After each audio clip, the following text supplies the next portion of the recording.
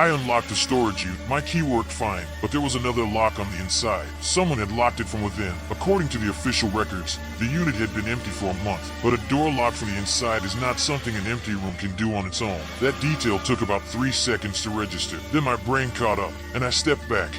I moved in early September, not by choice. The kind of move that happens because something else fell apart first. My lease ended. The new place wasn't ready. There was a 6-week gap I hadn't planned for, no good way to fill it. A friend told me about a storage facility on the edge of town. Clean, he said. Secure. Reasonable monthly rate. I drove out there on a Tuesday afternoon and signed the papers without reading them carefully. I was tired. I just needed somewhere to put things. The facility was at the end of a long access road behind an industrial park. Flat land, no trees. The kind of place that exists without any character, without any reason to remember. Rows of orange metal doors facing each other across a narrow concrete strip. Security camera above the entrance gate. A keypad. A small office with a man inside who had worked there long enough to stop noticing people. My unit was number 34. Ground level, second row, middle of the block. I loaded it over 2 days. Boxes, furniture pieces wrapped in moving blankets. A few things I should have thrown away but couldn't. I locked it with a padlock I bought from the hardware store down the street. Medium gray,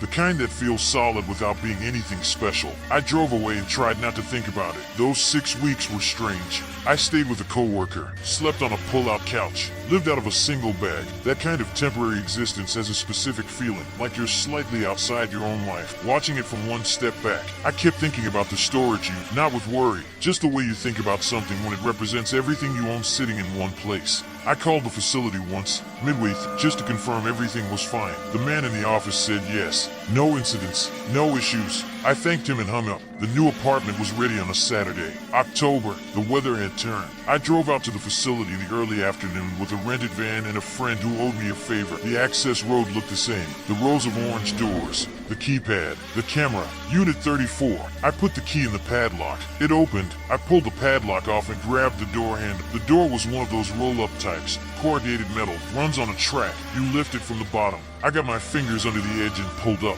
It moved about 4 inches. Then it stopped hard. I pulled again. Nothing. My friend tried. We both tried. The door wouldn't move. Not jammed. Stopped. Like something was holding it from the other side. I crouched down and looked through the 4-inch gap at the bottom. Darkness inside. The faint smell of something I couldn't immediately identify. And then I saw it. A thin metal bar wedged horizontally across the inside of the door track. A security bar. The kind you buy separately, used from the inside to reinforce a door. I stood up slowly. I looked at my friend. He looked at me. Neither of us said anything for a moment. We called the facility manager. He came out with a set of bolt cutters and a flashlight and the expression of a man who had seen enough to not be surprised by much. He cut the bar from the gap at the bottom. Took about 4 minutes, then stepped back and let me open the door. I pulled it up. My boxes were there. Everything I had put in was still there. The furniture, still wrapped in moving blankets. The stack of boxes along the back wall. My floor lamp still tilted in the same corner. But there was other stuff too. Against the left wall, a folded blanket on top of a flattened cardboard box. A camping pillow, the compact kind. A small battery-powered lantern, switched off. 3 water bottles, 2 empty, 1 still sealed. A plastic bag with food wrappers inside. Crackers, a granola bar. The kind of food you buy when you need calories and nothing else. And on top of one of my boxes, a notebook, spiral bound, black cover, nothing written on the outside. The facility manager looked at the blanket, looked at the lantern, looked at me. He asked if any of this was mine. I said no. He nodded slowly like that was the answer he expected. He said he'd call it in. I picked up the notebook. I don't know why I opened it immediately. Some instinct, something that needed to know right there. The first page had a date at the top. 6 days after I had loaded. Below the date, a single line, can't go back yet. I turned the page. Another date, 2 days later. A longer entry this time,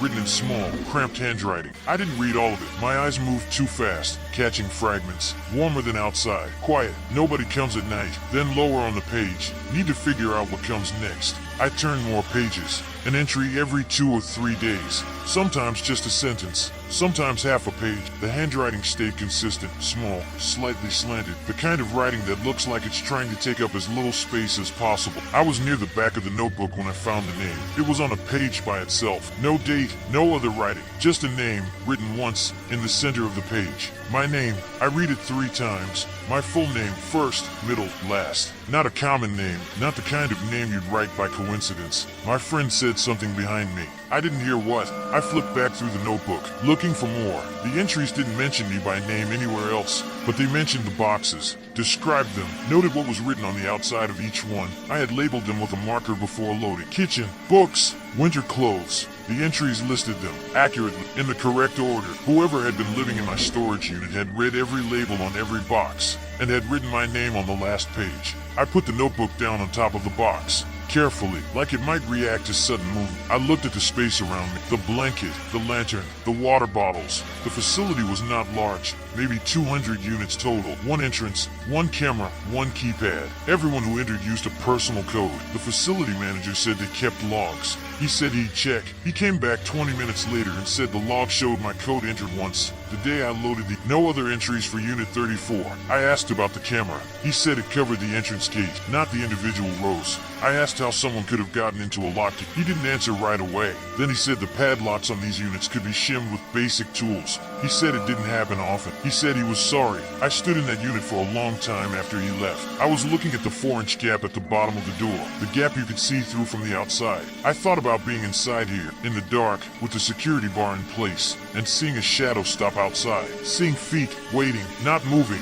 waiting for them to leave. I thought about what it would feel like to live in a metal box the size of a large bath for weeks. No windows, no natural light. A battery lantern is your only source. My boxes as your furniture. My labels as your reading material. And I thought about why. Why my name on that last page? Whether it was found among my things, some piece of mail, some document in an unlabeled box that had been opened and closed again. Or whether it was something else. Whether someone had chosen this unit specifically. Whether they had known it was mine before they entered.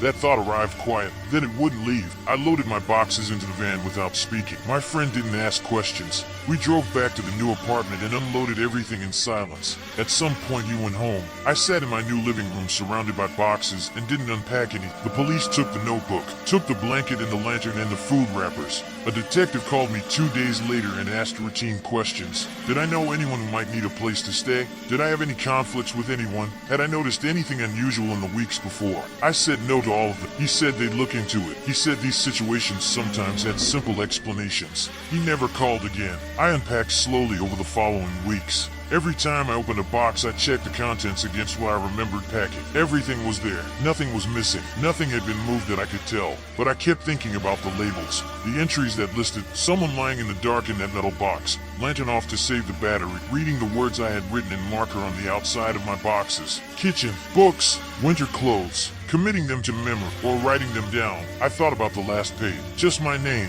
nothing else. No explanation for why it was there. No context. The detective's theory was that they had found a piece of mail inside one of the boxes. A bill or a delivery slip. I had packed quickly. It was possible. It was possible. I still used the same storage facility. There was no logical reason to change. The manager installed cameras in the individual rows after the incident. The new padlock I use now requires a key that can't be shimmed. I check it every time, before I leave. After I lock it, I pull on the padlock twice. Last month I needed something from the unit. Drove out on a Sunday, quiet day. No one else in the rows. I put the key in, pulled the padlock off, lifted the door. My boxes, same labels, everything where it should be, except one box had been moved slightly, maybe 2 inches forward from the wall. Maybe nothing. Maybe I had knocked it last time and forgotten. The box was labeled documents. I didn't check inside. I closed the door. I put the padlock back on. I pulled it twice. I got in my car and drove home. I haven't been back since.